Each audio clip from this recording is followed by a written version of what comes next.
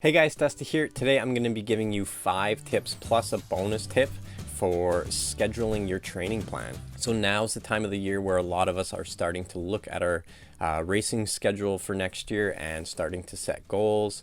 And now's a good time to go over some of these training plan basics.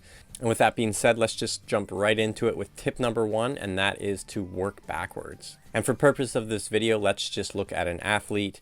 They are training for a half marathon, and let's say they're going to do a 12-week program. They're going to sit down, they're going to write out their goals, and from race day, I would recommend that they work backwards. So for most people, they're going to taper anywhere from 1 to 2 weeks for a half marathon. Let's just say that this athlete is going to taper for 1 week. So right away, you know how that final week more or less is going to look. And from there, you have the remaining 11 weeks to work with. I would probably start with the long runs. So you're probably going to do some of your longer runs of the whole training program in weeks 9, 10, or 11. So I would set those in place and then start working backwards from there. Tip number 2 is to identify your strengths, but especially your weaknesses. And this is also going to tie in with tip number 3, and that is to sprinkle in your key sessions or benchmark sessions over those 12 weeks. So for a half marathon over 12 weeks, I would say there's probably going to be about 3 to 5 of those key sessions or key workouts. And like I mentioned in tip number 2, a lot of these are going to be based on your weaknesses. So for some people, myself included, oftentimes when I do a half marathon, I really need to have a big focus on speed, and a lot of my key sessions are going to be done at the track, and they'll consist of some 400-meter repeats, maybe some kilometers, some mile intervals. Most of these are done at well above race pace, and these workouts are giving me the blend or proper mix that I need of training to make sure that I'm fast enough to hit my goals. Other athletes might have the speed, but they need to work on their tempo, so maybe a lot of their key sessions will be longer tempo work. For beginner runners, maybe just simply getting in enough volume is going to be their main focus over those 12 weeks. So you identify your weaknesses, and from there you can start to create some of your key sessions. You sprinkle those in throughout the training plan, and they can also double as kind of a benchmark to see whether or not you're on pace to actually achieve your race goals.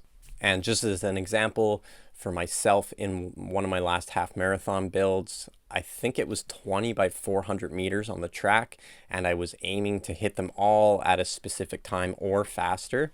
And I knew if I couldn't hit those paces, then I simply needed to change my race goal, because I probably didn't have the speed to be able to accomplish what my goal was. So these key sessions, they're important, and they are going to vary from athlete to athlete depending on their strengths and weaknesses. Tip number 4 is a hard one for a lot of us, and that is to adjust your training or possibly even your race goals if you need to take time off. So all of us hope that we have just perfect training, nothing goes wrong, but that's simply just not the case more often than not. Sometimes you're going to get sick, you might have to miss 1 to 2 weeks.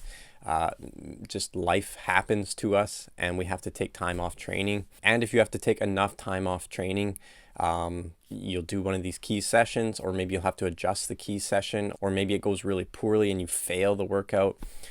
From there, you're going to have to adjust your training plan to match where your fitness is currently at, and as a result, you might even have to change your race goal. Tip number 5 is, if it's extremely overwhelming for you building your own training plan, then you can simply hire a coach to help you.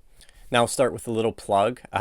So myself, I coach runners and triathletes, and for 2023, I'm taking on lots of new athletes. So if that's something that you're interested in, I'll put a link down below in the description that'll take you to my website. You can check out my rates for running and triathlon coaching, and you can contact me from there. I will say I like to be very hands-on and involved with all of my athletes. Almost all of my athletes I talk to daily. I want and appreciate constant feedback. So if working with me is something that interests you, please check out that link, and I look forward to hearing from you. But yeah, tip 5, get a coach if this is all overwhelming. For a lot of us, it can just be really convenient to have someone looking over the entire schedule, and when things come up, they can make adjustments on the fly that work with you. And tip number 6, my bonus tip, is something a little bit more advanced, and that is to look at a normal 7-day training cycle, and if your life allows you to, maybe look at adjusting that. Now, what I mean by that is, so most cookie cutter training programs out there, you'll build for 2 weeks and then you'll recover for 1 week. And for like a normal marathon build, that would look like you would usually build up your long run for 2 consecutive weeks, and then you would drop back down for that 3rd week. And then you would just cycle through that all the way through until it's race day. Now that works for 99% of people because most people have normal lives. They work usually Monday to Friday. They might have kids. Usually Sundays work best for most people for long runs, just because that's how life works out. But I will say, if your schedule allows you to, maybe you could look at doing different training cycles. So I work with this one guy. I've been working with him for a few years, and as of the last few months, we've been actually doing a 10-day on, 4-day off block. So what that looks like is he does the majority of his work, so lots of volume. This is where all the intensity is. It's in those first 10 days. And then he has a 4-day recovery period, including 1 full rest day in those 4 days. Now, this is an athlete who's training for triathlon, more specifically Ironman distance racing. And because of his schedule, how it's set up, he's able to do really long rides during the middle of the week.